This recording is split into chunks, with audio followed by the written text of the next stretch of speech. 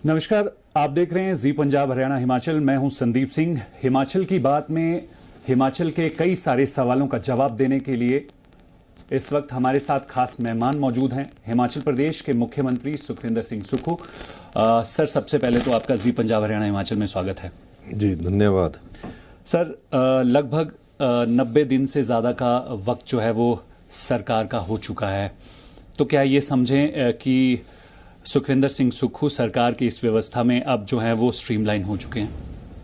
नहीं, व्यवस्था तो पहले से ही हम ठीक करने में लगे हुए हैं और स्ट्रीमलाइनिंग करना तो हमारा दायित्व भी है और हम इस कर्तव्य का निर्वाह भी कर रहे हैं।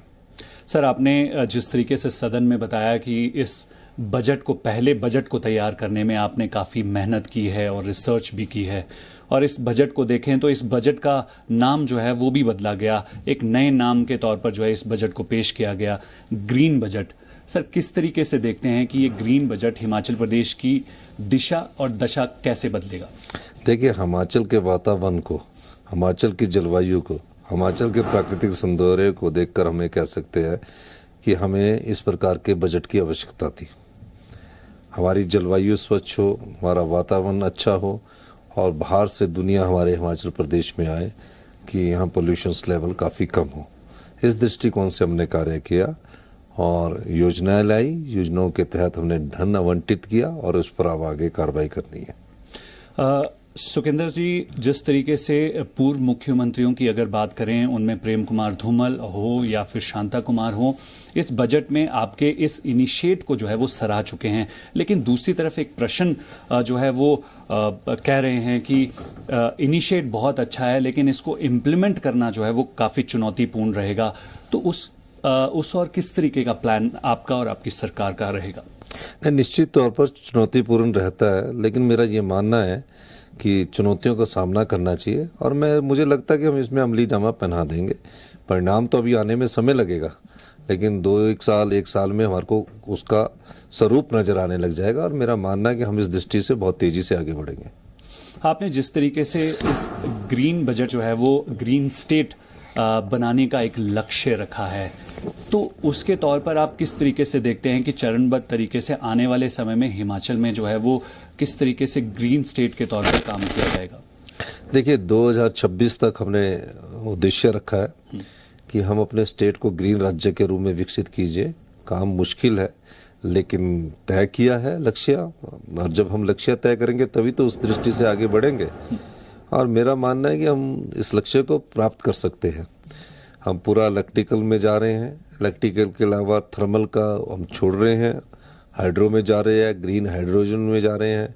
इस दृष्टिकोण से हम आगे बढ़ रहे हैं और जो नई चुनौतियां उसका सामना करके और नई दिशा दे के आगे बढ़ना है, तभी हम अपने प्रदेश को अपने पैरों पर खड़ा कर सकते हैं। जिस प्रदेश में 86,000 करोड़ रुपए का कर्ज हो, जिसमें 75,000 का कर्ज बैंकों से हो और 11,000 करोड़ की देनदारियां सरकारी हो, उस दृष्टि से हमें प्रदेश को हमें कभी भी कर्ज के बोझ के तले नहीं दबाना है, आगे बढ़ना है और स्पीड से आगे बढ़ना है।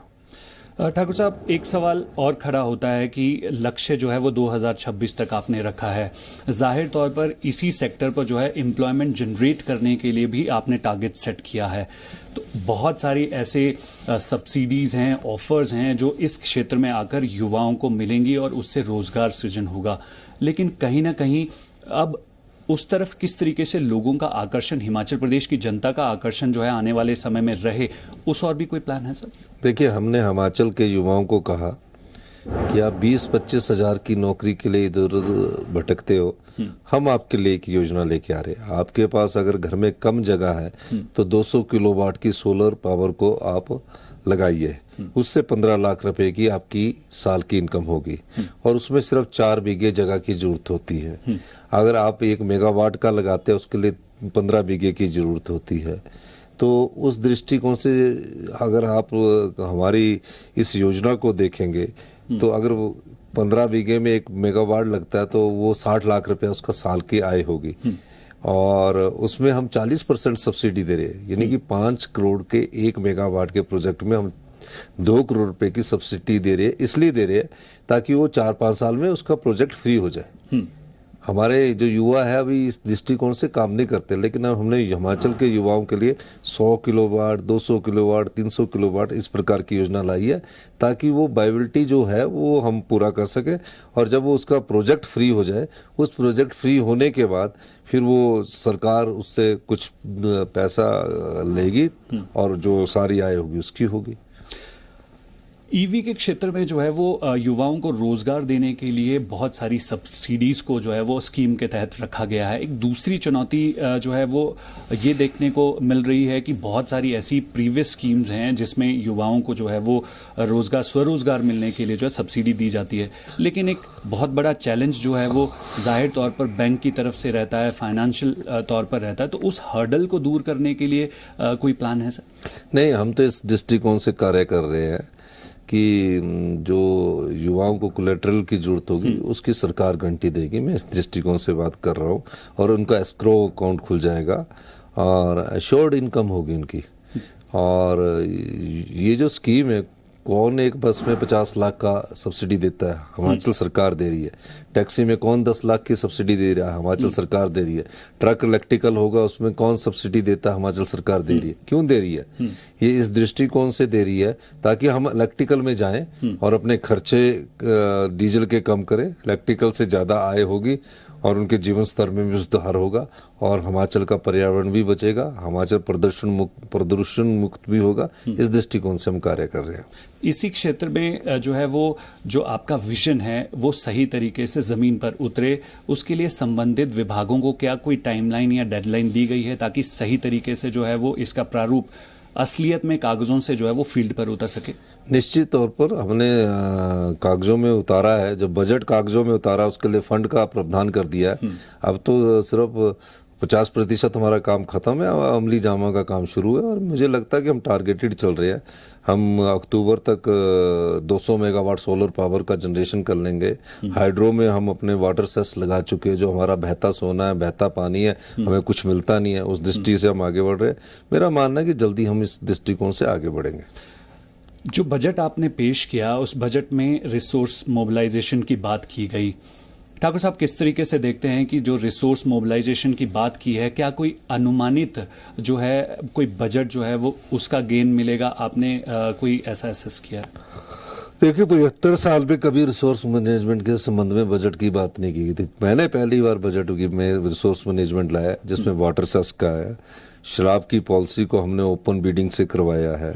अभी माइनिंग में हम देख रहे हैं और आगे बहुत अच्छा व्यवस्था परिवर्तन हो रहा है। आप देखते जाइए और आप और विभागों से भी पता कीजिए कि क्या क्या परिवर्तन हुआ। वो बजट में कुछ चीज़ें नज़र नहीं आ रही है। पूछिए, पीडब्ल्यूडी में पहले टेंडर 60 दिन के लिए लगते थे, अब 20 दिन में अवार्ड करना पड़ता है। तो हमने कई बार कहा, मैंने आपको कई बार बयान सुना होगा कि हम सत्ता सुख के लिए नहीं आए, हम व्यवस्था परिवर्तन करने के लिए आए। और मुझे खुशी है कि ये व्यवस्था परिवर्तन की तरफ 75 साल में पहला बजट है, जिस और हम अपने स्टेट को 2026 तक ग्रीन स्टेट के रूप में बनाएंगे। एक मुख्यमंत्री किस तरीके से देखते हैं कि हिमाचल प्रदेश में जो निवेश है वो इंडस्ट्री के तौर पर कैसे आए और कहाँ कहाँ आए? देखिए, वो हमने प्लग एंड प्ले की नीति अपनाई है। आओ और लगाओ। सारी परमिशनें मैं खुद देखूंगा और कोई अगर अड़चन आती है तो उसको भी दूर करेंगे। और इंडस्ट्रीज को हम खुला ऑफर दे रहे हैं और मेरा मानना है कि इस दृष्टिकोण से हम बहुत आगे बढ़ चुके हैं। ठाकुर साहब, पिछली गवर्नमेंट में जो है वो इन्वेस्टर मीट भी करवाई गई और इस बार जो है आपने बजट में स्पेशली मेंशन किया कि इन्वेस्टर्स को प्रमोट करने के लिए एक ब्यूरो रहेगा, इन्वेस्टमेंट को प्रमोट करने के लिए ब्यूरो रहेगा। तो इसमें क्या बदलाव है आपकी इस पहल में? और नहीं, इसमें सिर्फ जो डीपीआर इंडस्ट्रियलिस्ट हमें सबमिट करेगा, हम उसे उन्हें लैंड लिखाएंगे। सारी परमिशनें सरकार लेगी। दूसरी तरफ रोड सेफ्टी की अगर बात करें तो उस लिहाज से भी इसमें जो है वो एक प्रावधान रखा गया है। 6 नेशनल हाईवे हों या फिर स्टेट हाईवे, हमने सेफ कॉरिडोर, नेशनल हाईवे को 4 लेन करने की बात की है और जल्दी इस दृष्टिकोण से हम आगे बढ़ रहे हैं। बहुत बहुत धन्यवाद। सर, मैं कुछ सवाल चाहूँगा आपसे लेना। स्कूल अगर एजुकेशन की अगर बात करें तो बतौर मुख्यमंत्री आप किस तरीके से देखते हैं कि एजुकेशनल इंस्टीट्यूट को अगर नंबर्स बढ़ाने के बजाय क्वालिटी एजुकेशन की तरफ ध्यान दें तो? नहीं, उसमें हमने प्रयास किया कि Rajiv Gandhi ji day boarding school खोला जाए और उसमें प्री नर्सरी से लेकर 12th तक क्लासेस हो और उसमें स्पोर्ट्स एक्टिविटीज़ को हमने ज़्यादा प्रेफरेंस दी है, गुणवत्ता एजुकेशन को ज़्यादा प्रेफरेंस दी है और उनमें कॉन्फिडेंस बिल्डअप हो।